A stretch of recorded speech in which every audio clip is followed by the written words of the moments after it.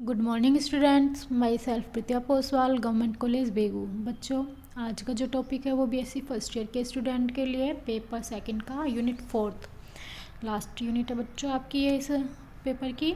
तो हम इसमें पढ़ेंगे वाइब्रेशन इन बाउंड सिस्टम, बद्ध निकायों में कंपन। तो इसके लिए हम पढ़ेंगे डोरी के कंपन यानी वाइब्रेशन ऑफ स्ट्रिंग्स। डोरी में किस प्रकार से कंपन होते हैं। एक तनी हुई डोरी में अनुप्रस्थ कंपन का समीकरण निकालेंगे। तो equation of transverse vibration of stretch string. इसके लिए बच्चों हम माना कि एक डोरी है पी क्यू जो दो सुदृढ़ कलंपों के साथ यानी कि बंधी हुई है किलो के साथ एक डोरी पी क्यू, और यह अविक्षेपित दिशा में एक्स दिशा के अनुदिश एवं वाई दिशा के अनुदिश एक्स वाई तल में क्या है स्थित है। ये डोरी, ये डोरी आपकी एक्स वाई तल में। अब हम मान लेते हैं कि मान लिया डोरी का जो अनुप्रस्थ काट है वो सभी जगह क्या है समान है एवं एकांक लंबाई का द्रव्यमान अब मान लेते हैं क्या है रो है, कि एकांक लंबाई पर जो द्रव्यमान है उसका मान क्या है रो है।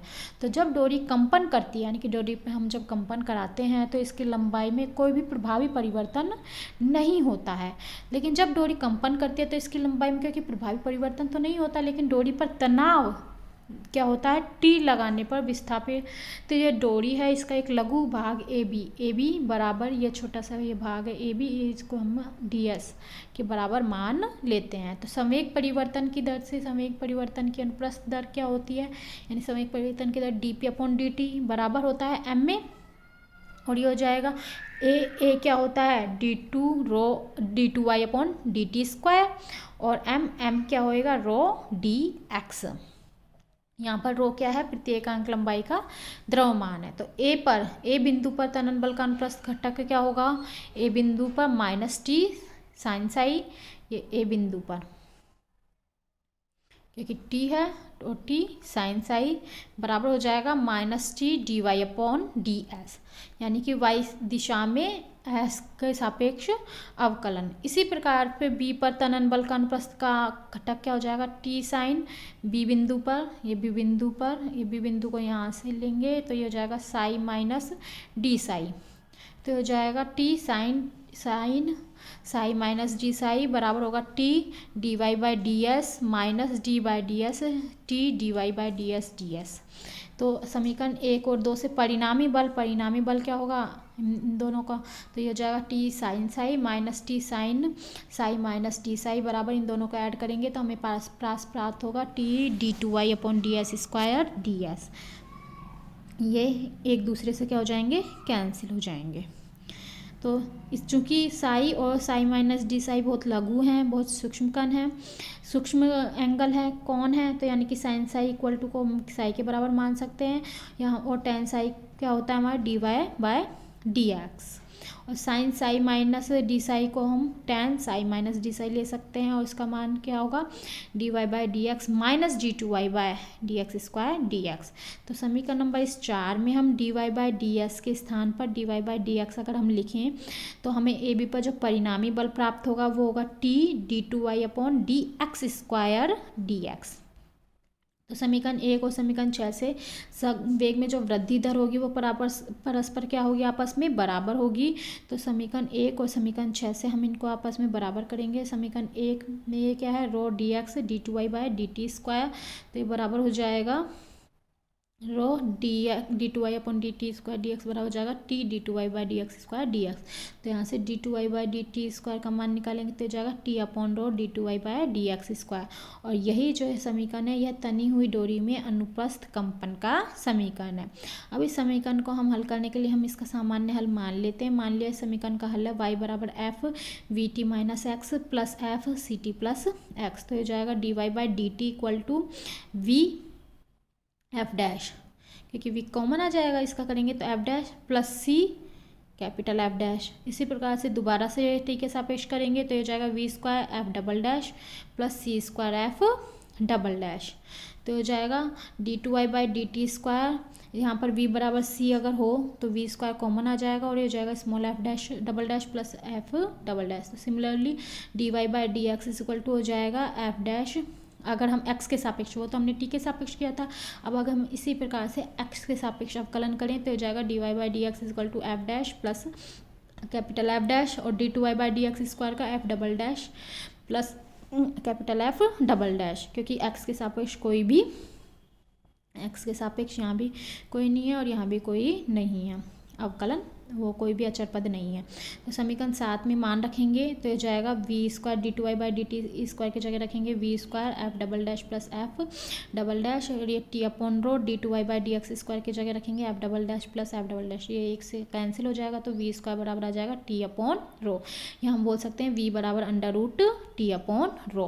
तो चूंकि सी बराबर क्या होता है एन लैम्डा, तो इसलिए आवृत्ति N is equal to V upon lambda, हम वी की वैल्यू पुट कर देंगे तो ये जाएगा 1 upon lambda under root T upon rho, और यही डोरी के कंपन की आवृत्ति का समीकरण है। अब हम देखते हैं डोरी के कंपनों की विधाएं, यानी कि mode of vibration of strings. मान लेते हैं, मान लिया एक डोरी है, ये ए और बी तथा ए और बी सिरों पर कसी हुई है, ठीक है। डोरी को बिंदु पी, यानी कि हम बिंदु पी पर लंबाई के लंबवत ऐसे ऊपर की ओर खींचकर छोड़ देते हैं। तो पी से डोरी के दोनों सिरों की ओर क्या चलती है, अनुप्रस्थ तरंगें चलने लगती हैं। तो इस प्रकार से अनुप्रस्थ तरंगें उसमें चलने लगती हैं। तो ये तरंगें डोरी के सिरों से क्या होती है, परिवर्तित होती है। ये तरंगें जब डोरी की लंबाई की दुगनी लंबाई तय करके पी बिंदु पर पहुंचते हैं, यानी कि ये तरंगें यहाँ ए बिंदु से चलती हैं, ये बी बिंदु पर पहुंचती हैं, ठीक है। तो फिर ये वापस से पी बिंदु पर जब पहुंचती हैं, तो यदि उसी समय ये तरंगे पी पर उत्पन्न तरंगों को समान कला में, उसी समय मान लो पी पर भी कोई तरंग उत्पन्न होती है और वे इससे क्या होती है, समान कला में मिलती हैं, तो उन तरंगों का क्या हो जाता है, प्रबलीकरण, यानी कि दोनों तरंगे का आयाम ऐड हो जाता है, जिससे डोरी में क्या उत्पन्न होती है, अप्रगामी तरंगे जिससे डोरी में उत्पन्न होने लगती हैं। अब यदि डोरी की दुगनी लंबाई तय करने में तरंग द्वारा लिया गया समय कंपन काल टी का इंटीग्रल मल्टीपल हो, अर्थात 2L अपॉन वी बराबर क्या हो, पी टी इंटीग्रल मल्टीपल, यहाँ पर पी क्या है, का मान 1 2 3 अप टू सो ऑन है।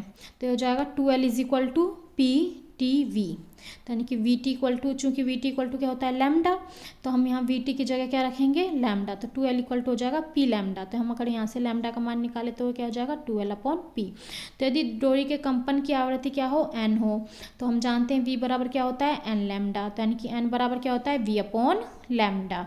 तो यानी कि वी का मान हमारे पास क्या प्राप्त होता है चूँकि वी बराबर रूट टी अपॉन एम, तो एन बराबर क्या हो जाएगा 1 upon lambda root T upon M. अब लैम्डा का ये मान जो समीकरण 2 में रख देंगे, तो एन बराबर हमारे पास प्राप्त होगा P upon 2L root T upon M. यहाँ N equal to P upon 2L root T upon M, यही तनी हुई डोरी के कंपन की आवृत्ति का समीकरण है।